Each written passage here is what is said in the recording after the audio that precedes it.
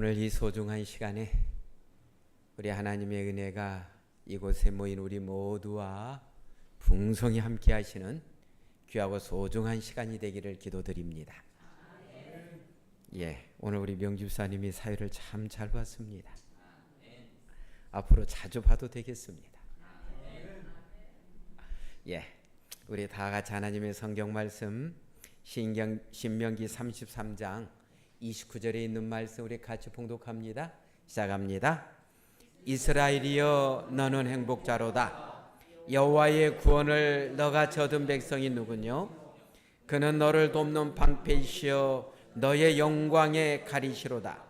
내 대적이 내게 복종하리니 내가 그들의 높은 곳을 밟으리로다. 아멘.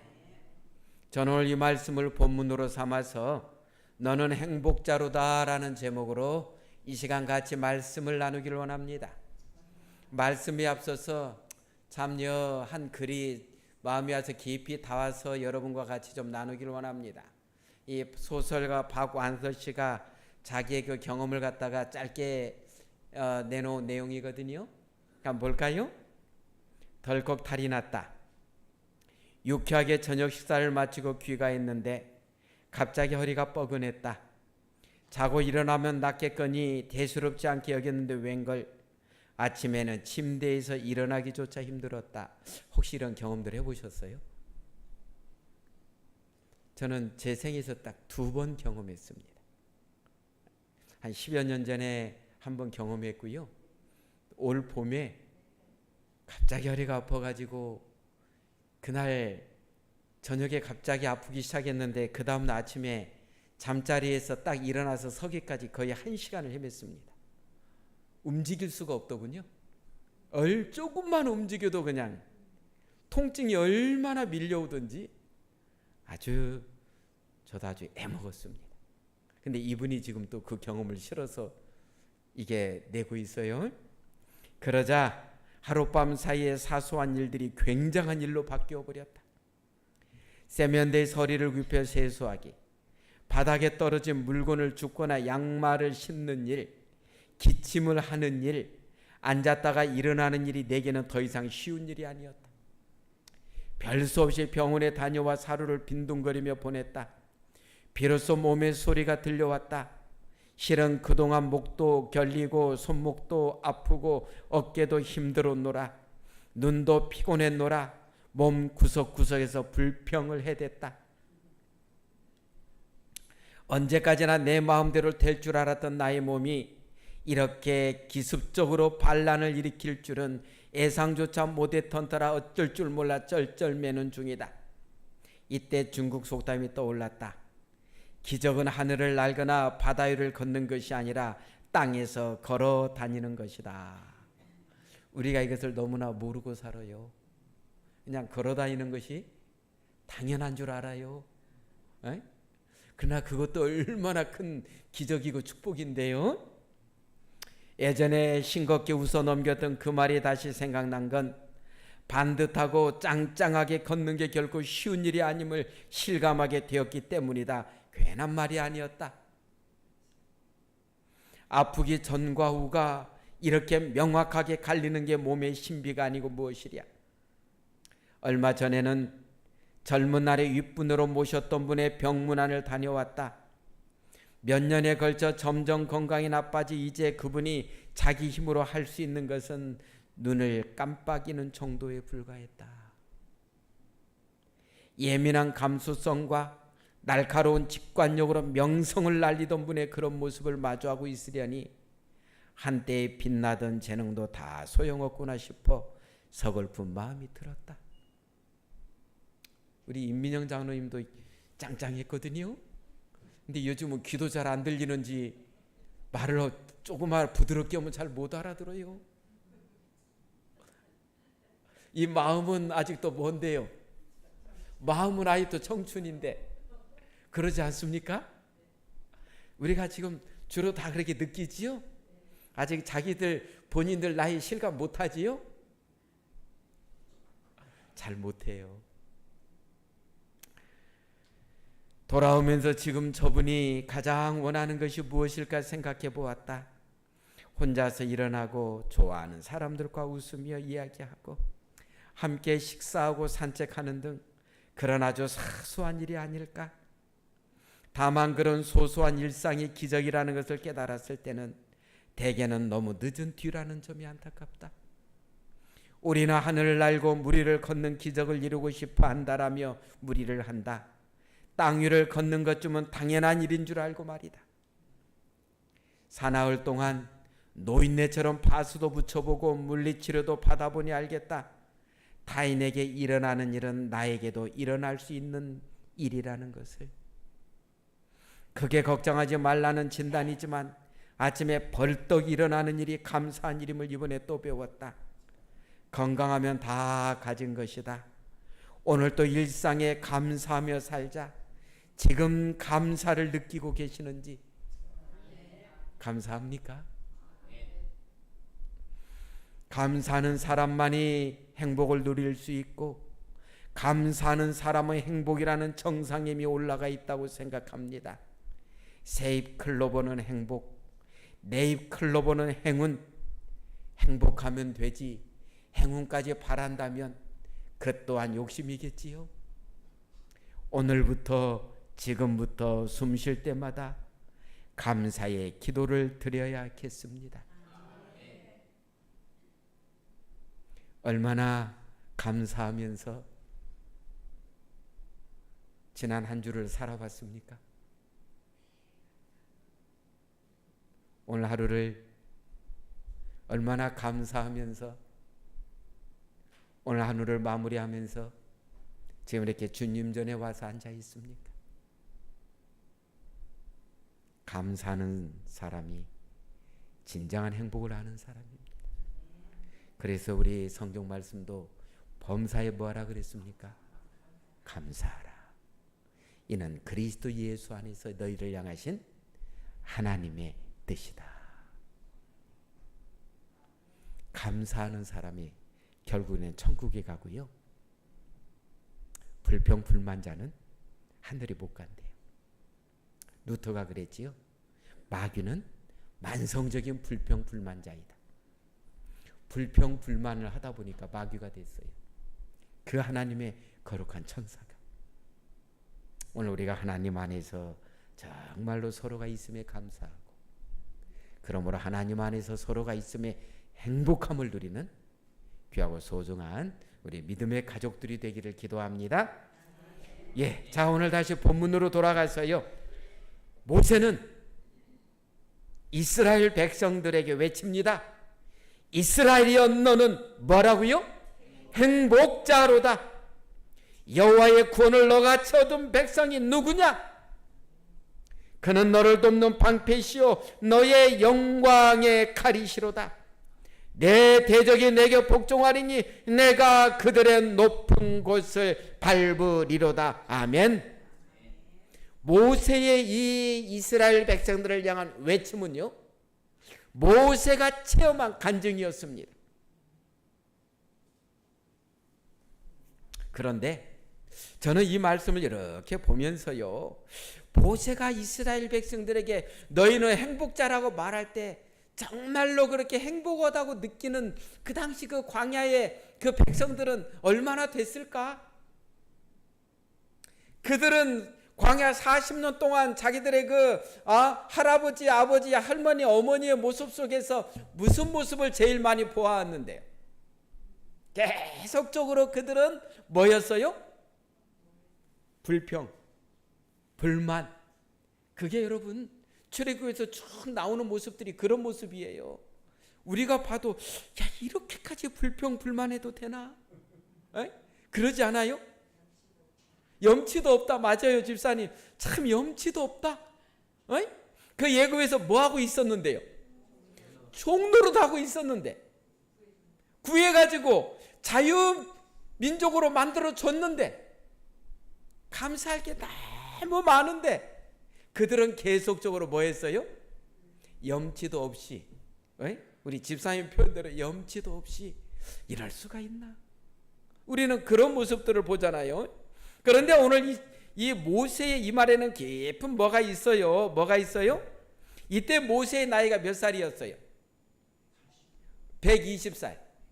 왜 그러는가?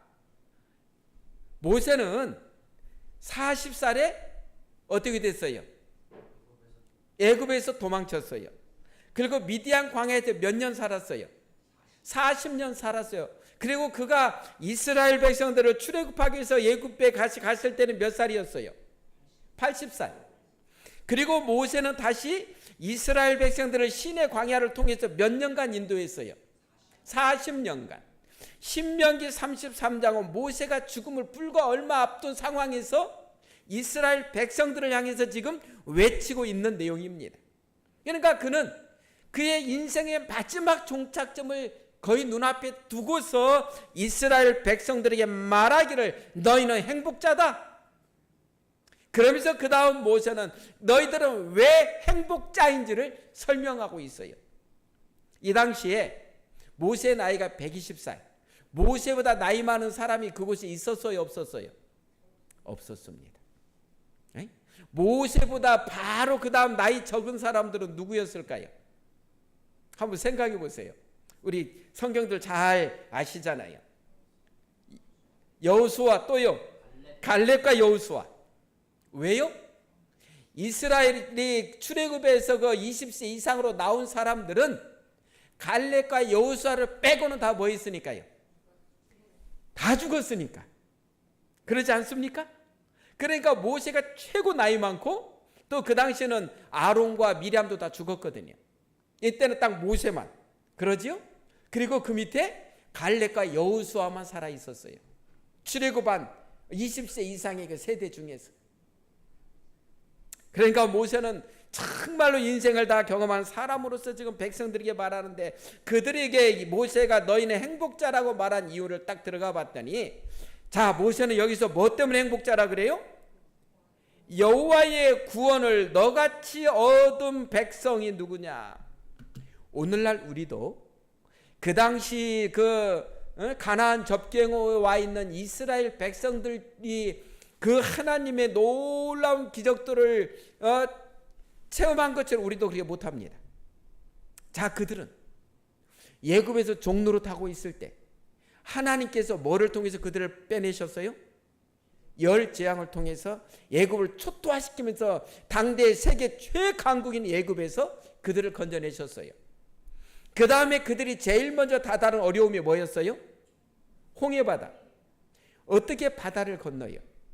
뒤에는 애굽의 정예 군인들이 다시 쫓아오고 있고 앞에는 바다가 있고, 이걸 우리는 뭐라고 표현해요? 진퇴양난. 나갈 수도 없고 퇴각할 수도 없고 이것도 저것도 다 죽었다 갈 때 바닷물을 가르셨어요. 이건 있을 수가 없는 일이잖아요. 그러죠? 그리고 광야로 와서 광야 40년 동안 광야에 먹을 게 뭐가 있어요? 아무것도 없어요. 여러분, 저도 이제 97년도에 그 이스라엘의 출애굽 경로를 통해서 시내 광야를 갔는데요. 먹을 게 아무것도 없어요. 그곳에서 40년을 살았습니다. 그리고 그들이 출애굽에서 가지고 온 옷들이 그 기간을 입는 거예요. 그들이 신발을 어디서 만들어요, 그들이요? 안 그렇습니까? 그리고 그들에게 하나님께서 주신 양식이 뭐였어요? 만나. 여러분, 만나는 어디 음식이에요? 천사들의 음식이라고 기록하고 있어요.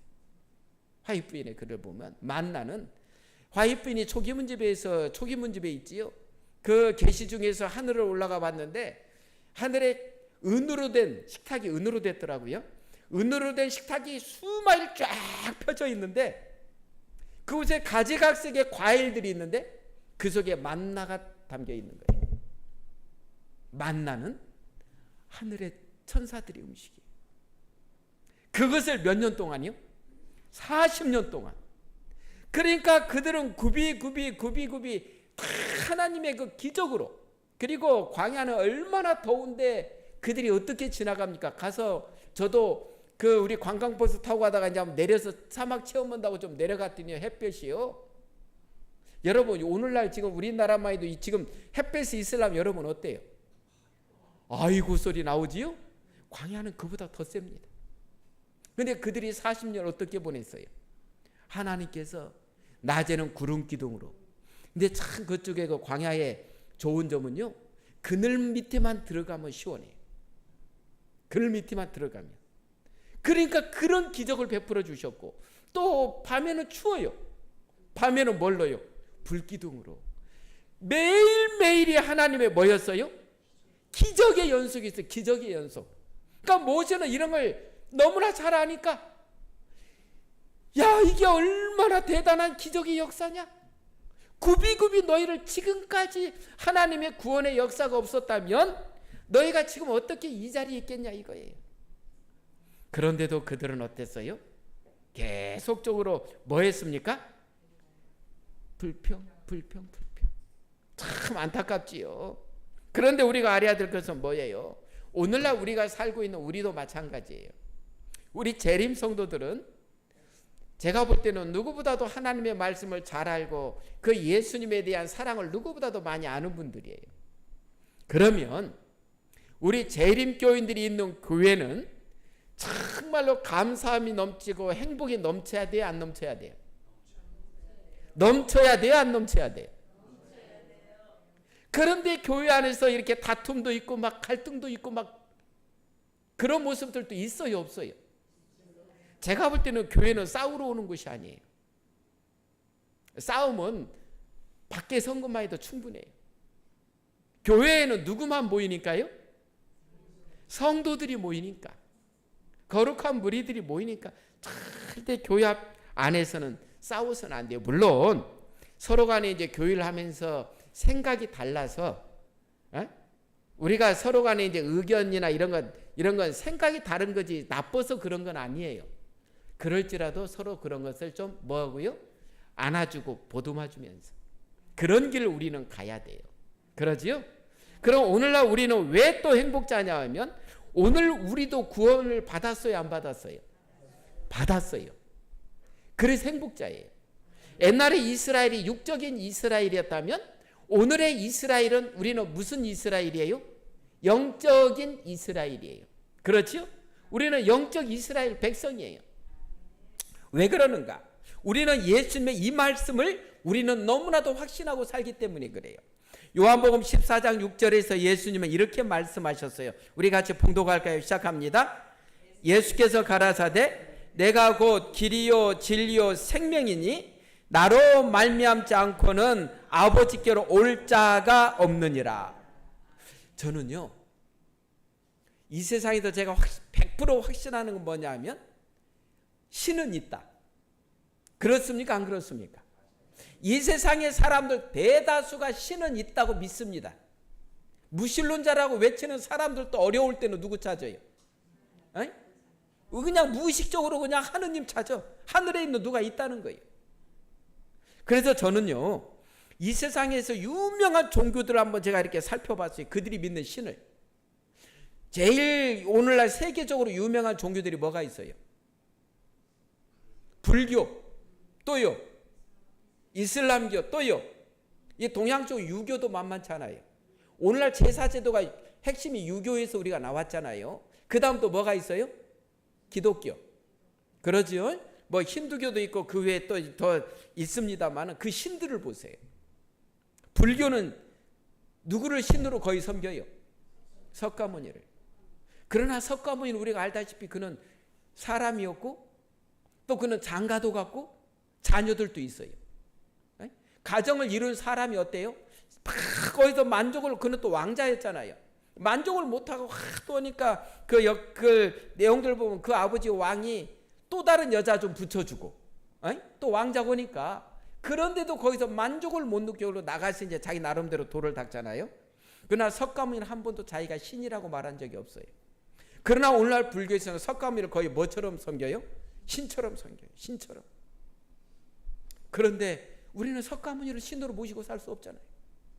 이슬람교 마호메트, 그는 이제 알라를 또 그는 섬긴다고 하지요. 거의 신으로. 그러나 마호메트는 이슬람에 있어서 우리 기독교 예수와 같은 존재예요. 마호메트도 장가가 갖고 얼마나 참 그의 삶을 이렇게 보면은요. 그리고 오늘날 여러분 이슬람으로 한번 보세요. 오늘날 세계의 시끄러운 핵심에 들어가 보면 주로 누가 있어요? 이슬람교. 그 다음 유교는요. 공자는 한 번도 자기의 죽음 위에 뭐가 있다고도 알지도 못했어요. 뭐 힌두교나 이런 뭐 종교들 다 들어가 보면은요, 신들이 다 그래요. 정말 이들을 신이라고 믿을 수 있을까? 그러나 우리 하나님의 이 말씀은 하나님이 어떤 분인지를 정확히 가르쳐줘요. 그래요, 안 그래요? 성경 창세기 1장 1절에 펴자마자 뭐라고 외쳐요? 태초에 하나님이 천지를 창조하시니라. 우리가 믿는 하나님은 하늘과 땅을 만드신 분이다라고 외치면서 해나가요. 어떤 석가모 불교나 어디에서도 내가 세상을 만들었다고 외치지 못해. 그래서 저는 예수님께서 말씀하시기를 내가 곧 길이요 진리요 생명이니 나로 말미암지 않고는 아버지께로 올 자가 없다라는 이 말씀을 저는 깊이 제가 인정합니다. 정말 인정합니다. 왜요? 제가 그동안 정말로 공부하고 말씀 속에서 만나고 삶 속에서 제가 체험한 우리 하나님은 제가 살펴본 모든 종교의 신들 중에서 최고시니까 저는 그걸 100% 인정하거든요. 그래서 오늘도 하나님 섬기는 게 좋은 것입니다. 또요, 사도행전 4장 12절도 같이 한번 읽을까요? 시작합니다. 다른 이로서는 구원을 얻을 수 없나니 천하 인간의 구원을 얻을 만한 다른 이름을 우리에게 주신 일이 없음이니라 하였더라. 누가 한 말이에요? 베드로가 한 말이에요. 나면서부터 못 걷는 사람을 낫게 함으로 정말로 요함과 함께 공회에 잡혀가잖아요. 그때 베드로는 관리들과 장로들과 서기관들과 제사장자 앞에서 담대히 이야기해요. 다른 이로서는 구원을 얻을 수 없다. 오직 예수 안에만 구원이 있다. 그러지 않습니까? 저는 오늘날 특별히 제가 이제 저 구체구 여행을 하다 보니까 구체구, 중계 구체구가 주로 티베트 지역이에요. 티베트. 여러분 티베트 불교 아셔요? 티베트 불교는 대단합니다. 오체 수행이라 그래서 몸이 그냥 바닥에 완전히 닿아야 돼요. 한 몇 발자국 걷고 엎드리고 몇 발자국 걷고 엎드리고 하면서 자기들 집에서 사원, 자기들의 그 목표라는 사원까지 가는데요. 몇 달이 걸려요. 몇 달이. 우리로 말하면 여기서 부산까지 걸어가는 거예요. 그냥 걸어서 가는 것도 아니고 몇 발자국 간 다음에 엎드려. 그래서 그들을 보세요. 손에는 게타 같은 거를 만들어서 여기다 하고 여기는 그 고무로 된 그것을 다 걸치고 땅에 엎드려도 그냥 막 되게. 와, 저는 그런 모습을 보면서요, 저들의 노력은 어마어마하구나. 그러면서 그 다른 종교를 그렇게 열심히 섬기는 사람들 보면 한쪽 마음이 안타까우면서 불쌍하잖아요. 그래서 저는 솔직히 하나님께 그런 저는 하나님께 어떤 솔직히 하나님이 좀 해주셨으면 좋겠는 거, 하나님, 저들이 하나님을 모르는데 신이라는 존재를 믿고 저렇게까지 열심히 저렇게까지 고행을 하는데 저들 좀 구원해 주시면 안 되나요? 우리보다도 그들의 심신이 더 세. 그래요, 안 그래요? 솔직히 그래요, 안 그래요? 그 노력하고 애쓰는 모습을 하나님 저 사람들도 어떻게 좀 구원해 줄 수 없나요? 막 이런 동정심이 있는 거예요. 동정심이. 그러나 하나님의 말씀은 분명히 말씀하시기를 다른 이로서는 구원을 얻을 수 없다는 거예요. 모세는 정말로 하나님 안에서만 누릴 수 있는 그 구원을 너무나도 잘 알기 때문에 그 이스라엘 백성들, 왜 그래요? 이스라엘 백성들은 예굽에서 구원 얻었을 뿐만 아니라 그들이 하나님의 말씀을 따라서 순종하고 살기를 행복해 하는 그들은 어디까지도 약속하셨으니까요. 하늘까지도 약속한 백성이잖아요. 얼마나 대단합니까? 안 그렇습니까? 그래서 모세는 말하기를 이스라엘이여 너는 행복자로다. 여호와의 구원을 너같이 얻은 백성이 누구냐라고 외치는 거예요. 근데 저는 이 말씀을 보면서 또 하나 이제 모세가 이렇게 말하는 이유 중에 또 다른 육신적인 이유가 있다면 뭐가 있을까요? 예? 왜 그 가나안 접경에 와서 저 가나안이 바라보이는 저쪽에 그 요단강 바로 건너편에서 이제 요단강만 건너가면 하나님께서 약속하신, 아브라함에게 약속하신 그 가나안 땅인데, 왜 그 앞에 와 있는 모세는 또 다른 육신적인 생각으로는 왜 그들을 보면서 너희는 행복자라는 말이 나올 수가 밖에 없었을까요? 모세는 못 들어가잖아요. 자기는 그곳에 가려고 그 고생을 하면서, 안 그래요? 그 고생을 하면서 여기까지 왔는데 정작 자기는 어때요? 육신적으로는 못 들어가잖아요. 그게 얼마나 참, 그게 우리가 무슨 사건이에요? 모세가 왜 못 들어가는 거예요? 예? 예, 이 내용이지요. 민수기 20장에 있는 내용이지요. 모세와 아론이 총회를 그 반석 앞에 모으고 모세가 그들에게 이르되 패역한 너희여 들으라. 성경에 모세처럼 온유함이 특심한 사람이 세상에 없다고 되어 있어요. 근데 이날은 모세도 어땠어요?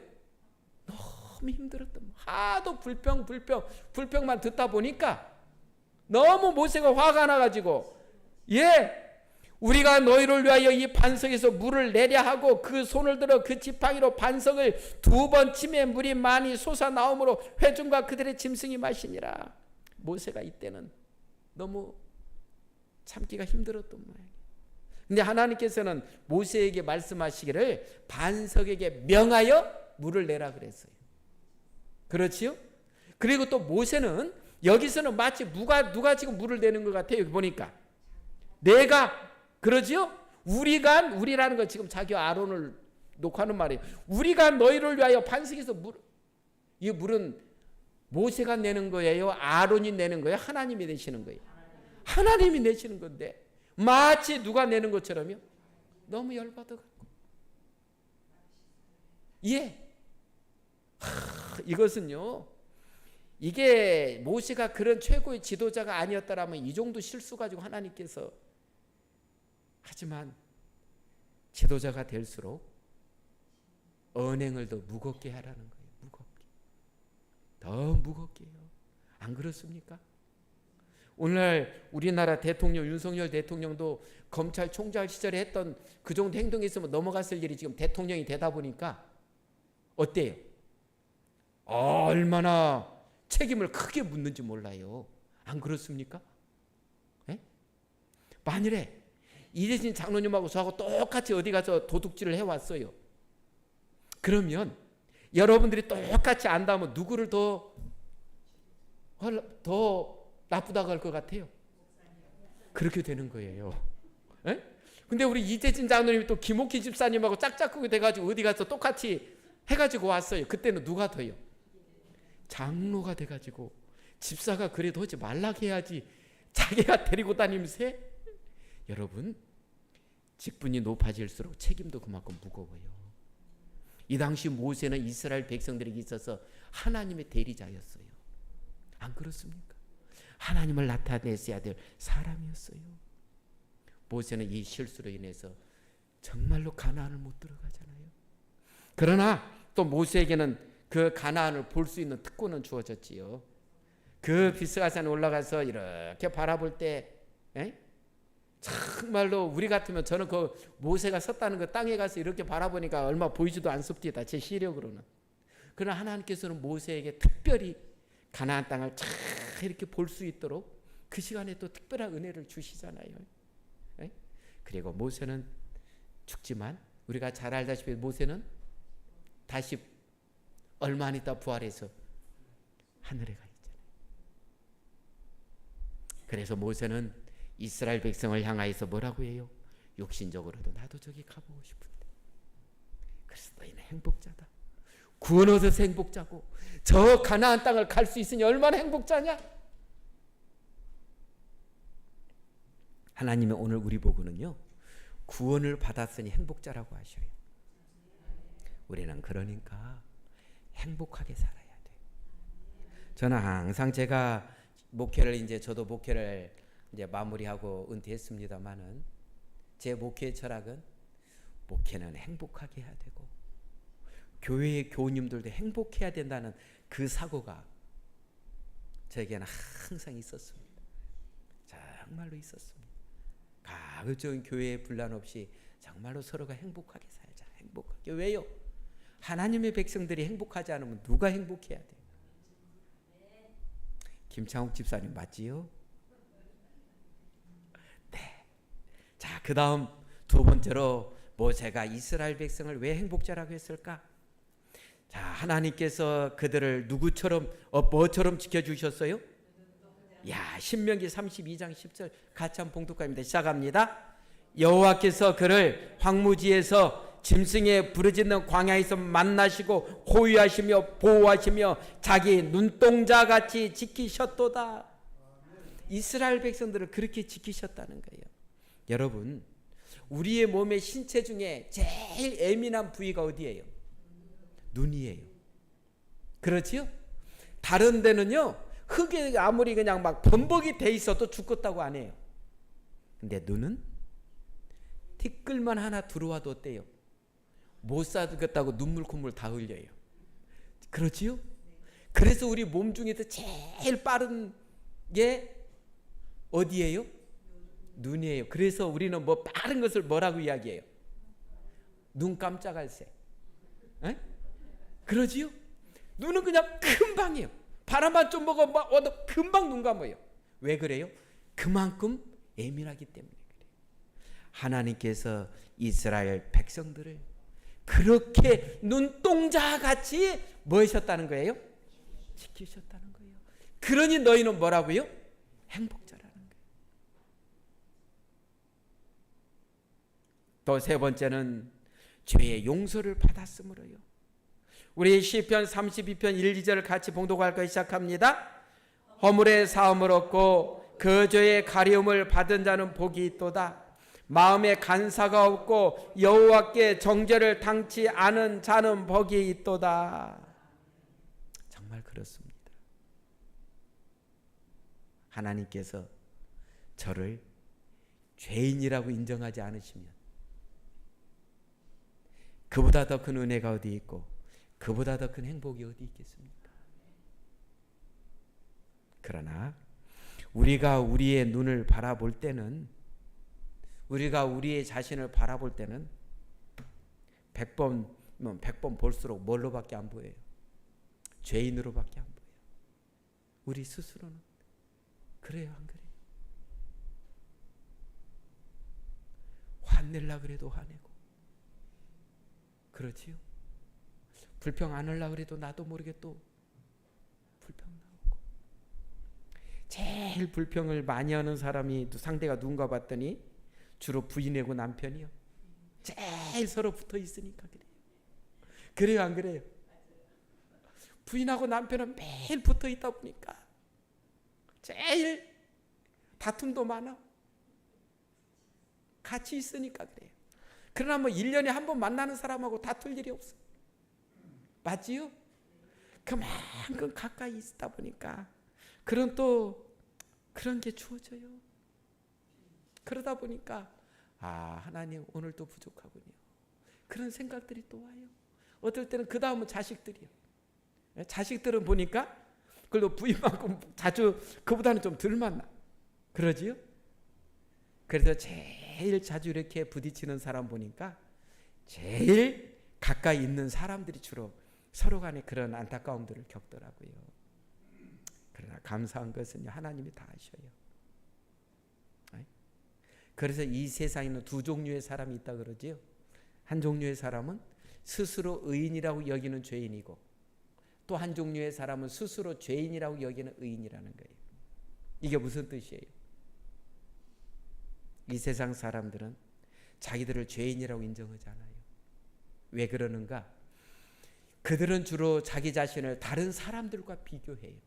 저 사람에 비해서 보니까 나는 어때요? 착하다. 그러니 나는 의롭다라고 생각해요. 그러나 그리스도인들은 항상 나 자신이 죄인으로밖에 안 보여요. 누구하고 비교하니까요? 예수님하고 비교하니까 나 자신이 항상 부족해. 솔직히 그래요, 안 그래요? 오늘 우리 예수님 닮아가야 된다 하면서도 그게 그러잖아요. 그러니까 그리스도인들은 스스로 항상 죄인이라고 여겨. 그래서 교회 와서 기도하는 거 보면 다 회개 기도해. 그래요, 안 그래? 그러나 하나님께서 보실 때 그는 누구라는 거예요? 의인이라는 거예요. 우리는 그런 삶을 지금도 살아가고 있습니다. 우리 성경 주석에 보면 하나님은 그 죄를 그 죄인의 계정에 올리지 않으신다. 하나님은 죄를 용서하실 뿐 아니라 진정으로 회개한 자를 마치 그가 죄를 범한 적이 전혀 없는 것처럼 받아주신다. 이야, 이게 하나님과 우리의 차이점이에요. 우리는요, 그 사람 너 됐어, 용서했어 하다가도 나중에 비슷한 일이 또 벌어지면 뭐라 그래요? 너 그때도 그러더니. 우리는 그때 걸 가지고 또 가지고 끌고 와요. 그러나 하나님은 어때요? 여기 보니까 그 죄를 범한 적이 전혀 없는 것처럼 받아주신다는데 우리는 자꾸 과거 것도 갖고 와. 용서했다고 하면서도 갖고 와. 이게 하나님과 우리의 차이점입니다. 그래서 하나님이 좋아요. 안 그렇습니까? 그래서 하나님이 좋아요. 그래서 이와 비슷한 또 기별을 사도 바울도 기록하더라. 이건 다윗이 기록한 성경인데 사도 바울도 말하기를 그 불법을 사하심을 받고 그 죄를 가리우심을 받는 자는 복이 있고 주께서 그 죄를 인정치 아니하실 사람은 복이 있다. 이게 사도 바울도 자기에 대한 간증이에요. 우리가 사도 바울보다 더 나쁜 짓 한 적 있습니까? 혹시 예수 믿는다고 갖다 잡아서 죽인 적 있습니까? 그들 잡아다가 감옥에 넣은 적 있습니까? 사도 바울은 자기에 대한 간증도 그 속에 있는 거예요. 자기도 과거를 돌이켜보면 어떠니까요? 얼마나 예수 믿는 사람들을 박해하고 핍박했는데요. 근데 예수님께서 예수님의 보혈의 피로 하나님께서 다 뭐 해주셨다는 거예요? 사해 주셨다는 거예요. 그래서 그 불법을 사하심을 받고 그 죄를 가리우심을 받는 자는 복이 있고 주께서 그 죄를 인정치 아니하실 사람은 복이 있도다. 어떻게 보면 이거 자기 간증이에요. 자기 간증이에요. 오늘 우리도 이런 간증을 하잖아요. 안 그렇습니까?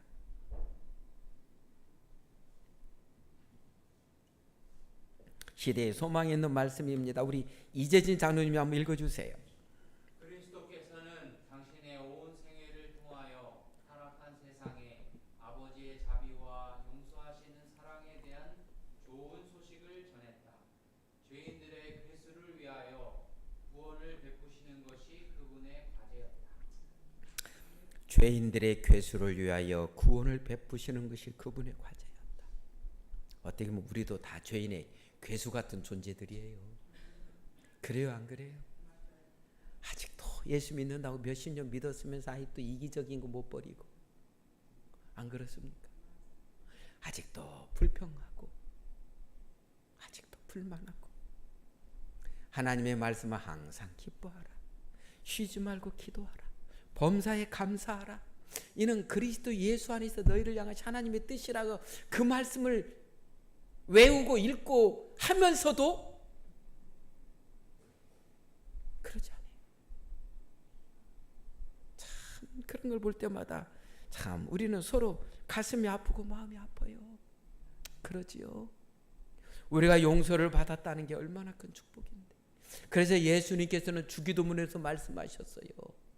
우리가 우리에게 죄 지은 자를 사하여 준 것 같이 우리의 죄를 사하여 주옵시고, 그 다른 사람을 용서하지 못하는 사람은 하나님에게서 용서받기도 제약이 있을 수 있다는 내용 같아요. 안 그래요?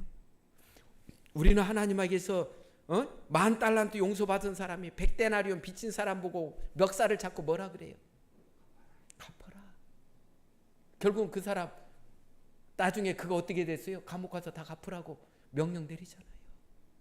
우리는 주님에게서 그렇게 많은 용서를 경험한 우리가 용서에 그렇게 인색할 수 있냐 이거예요. 용서에. 그런데 죄 안 지으려면 산속에 가서 혼자 살고 사람하고 부딪힘 없으면 잘 안 짓겠습니다. 왜 그래요? 상대가 없으니까. 안 그래요? 상대가 없으니까. 그러나 우리는 그렇게 살 수는 없잖아요.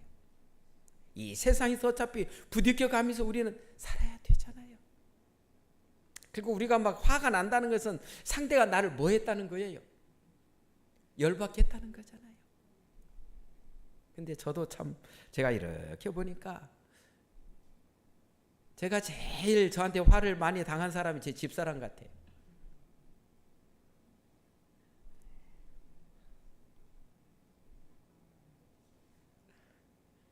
제일 많이 붙어 있고, 제가 보니까 부부간이 제일 만만하더군요.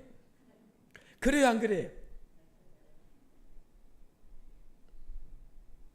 그런데 그래서 저도 얼마 전에 제가 그런데 이건 제 간증입니다만은 제가 하나님께 기도해서 하나님, 제가 제 집사람한테도 좀 큰 소리 안 치게 좀 더 온유하게 이게 도와주십시오. 이제 기도를 하는데 저에게 이 생각이 딱 옵니다. 우리가 마태복음 25장에 보면 예수님께서 말씀하셔요. 너희는 내가 배고플 때, 내가 어려울 때, 힘들 때 한쪽 염소의 무리 보고는 너희는 나에게 뭐라고 말씀하셔요? 너희는 나 도와주지도 않고 나를 그렇게 했잖아. 그러나 똑같은 내과 양의 무리에게는 뭐라고 하셔요? 너희는 나에게 해줬잖아. 두 무리가 똑같이 이야기해요. 뭐라고요? 내가 언제 예수님께 해준 적이 있습니까? 우리가 그때 예수님께서 뭐라고 하셔요? 사람들에게 한 것이 곧 내게 한 것이다. 와, 저는 그 내용을 보고 제가 깊이 했는데, 그것을 그래서 저는 가급적이면 어디 가서나 물건을 사나 뭐 할 때 정말로 그냥 좀 덕 있는 사람이 되려고 그렇게 저도 많이 노력을 하는 편에 속하는데, 저희 집사람한테는 제가 보니까 그게 제일 약했어요. 그런데 딱 불과 얼마 전이에요. 하나님께 제가 기도하는데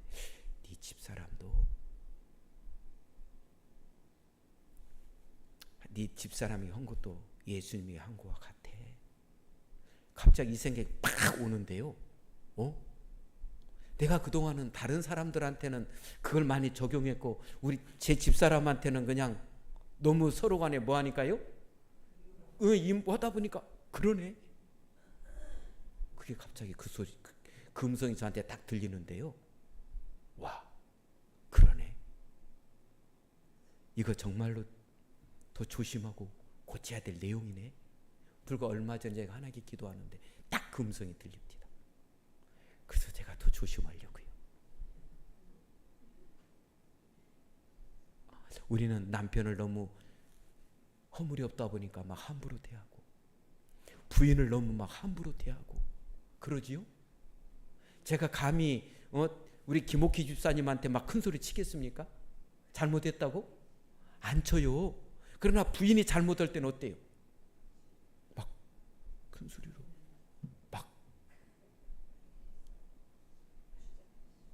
저 이번에요.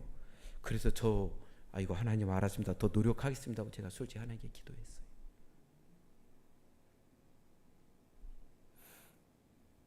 자, 여기 한 목사님의 간증입니다. 그런데 제일 중요한 건, 용서할 수 있는 가장 비결은 그 사람을 불쌍히 여기면 돼요. 자꾸 싸우는 것도요, 내 경쟁자고 상대라 하니까 싸우지 불쌍히 여기면 안 돼요. 안 그래요? 불쌍히 여기는 순간 그 마음이 누그러져요. 불쌍히 여기는 순간. 그러나 이게 나하고 뭔가 상대가 된다 했을 때 이게 이제 그러는 거예요. 솔직히 안 그래요? 에? 이제 우리가 아무리 싸움 잘한다고 또 5살짜리 아무리 성질 고약하고 싸움 잘한다고 우리하고 싸움해서 돼요, 안 돼요? 걔 5살짜리하고 싸울 마음 있어요, 없어요? 예? 아무리 그 녀석이 성격이 고약하다 해도 걔하고 싸울 사람 없잖아요. 왜요? 너는 되지도 않는다고 여기니까 그래. 자, 여기 한 목사님의 간증입니다. 이동원 목사님이라고 지구촌 교회 개신교 목사님인데, 그분이 이런 간증을 했어요. 제 아내는 저보다 마음이 넉넉하고 관용이 많은 것 같습니다. 때로는 많은 인간관계를 통해 상처를 받을 수도 있을 텐데 저는 한 번도 아내가 남을 비판하거나 욕하는 소리를 들어본 적이 없습니다. 대단한 사모요. 그래요, 안 그래요? 대단한 사모요. 대단한 사모요. 정윤미 사모님도 이러지요? 그래서 하루는 목사님이 아내에게 물었습니다. 여보, 당신은 어떻게 남에 대해 흉을 보거나 하지 않소? 싫은 사람이 한 명도 없나 보? 감동이 되지요. 남편의 입장에서도. 왜 저라고 없겠어요? 저도 사람인데요. 하지만 싫은 사람이 있거나 저에게 상처를 주는 사람이 생기면 먼저 하나님께 그를 불쌍히 여겨달라고 기도합니다. 어느 날 외출을 하고 돌아왔는데 아내가 울면서 기도하고 있었습니다. 하나님, 불쌍히 여겨 주옵소서. 목사님은 지난번 아내와 나눈 대화가 생각이 나 누구를 위해 기도할까 하고 살며시 다가가서 기도 소리를 들었습니다. 우리 집사님이 참 이 센스 아주 센스가 빨라요. 자, 뭐라고 기도해요?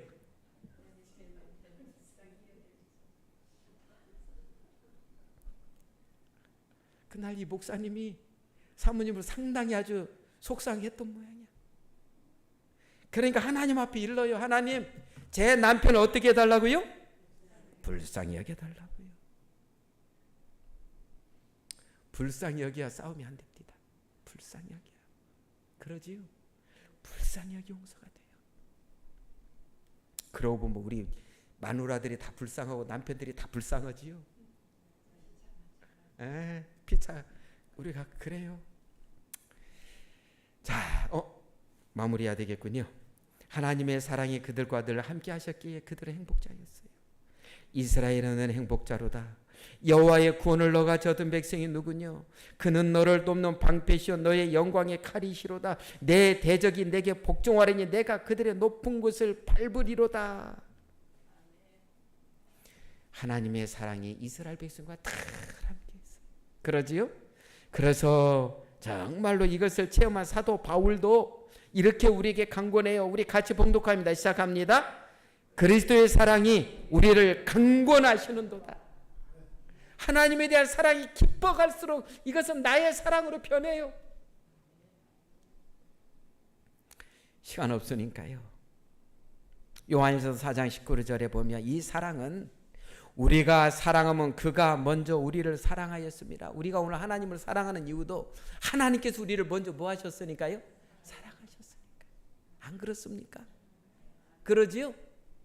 주로 우리 인간은 사랑. 그래서 이것에 우리 교회 증언에 보면은요, 그리스도의 사랑이 우리를 강권하시는도다라고 바울은 말했다. 이것은 바울의 행위를 움직이게 하는 원칙이었다. 능력의 동인이었다. 인간을 위한 그분의 사랑이 모든 경멸을 기꺼이 담게 했으며 모든 욕설을 받게 했다. 하나의 주님의 사랑이 너무 강하니까 내가 주님의 이름으로 모욕을 당하고 희생을 당하고 어려움을 당해도 주님께서 나에게 베푸신 사랑에 비하면 이건 아무것도 아니다. 이것을 체험한 게 바울이에요. 그렇지요? 그래서 오늘 우리 주님께서는 이렇게 말씀하셔요. 오늘 우리에게 이러한 사람이 되라고요. 같이 봉독합니다. 시작합니다. 사랑하는 자여, 우리가 서로 사랑하자. 사랑은 하나님께 속한 것이니 사랑하는 자마다 하나님으로부터 나서 하나님을 알고 사랑하지 아니하는 자는 하나님을 알지 못하나니 이는 하나님은 사랑이심이라. 오늘 우리는 하나님 안에서 행복자들이잖아요. 누구보다도 주님의 사랑을 많이 체험했잖아요. 우리 이 사랑을 가지고 서로 사랑을 나누면서 이곳에서의 신앙생활도 더 행복하게 하시고요. 집에 가셔서 가족들과도 더 행복하게 사시고요. 그러므로 하나님의 은혜가 이 마포교회에 넘쳐서 이 교회가 그득히 하나님의 사랑 속에 구원받는 백성이 그득히 넘치는 귀한 교회가 되고 믿음의 가족들이 되기를 주님의 이름으로 축원합니다.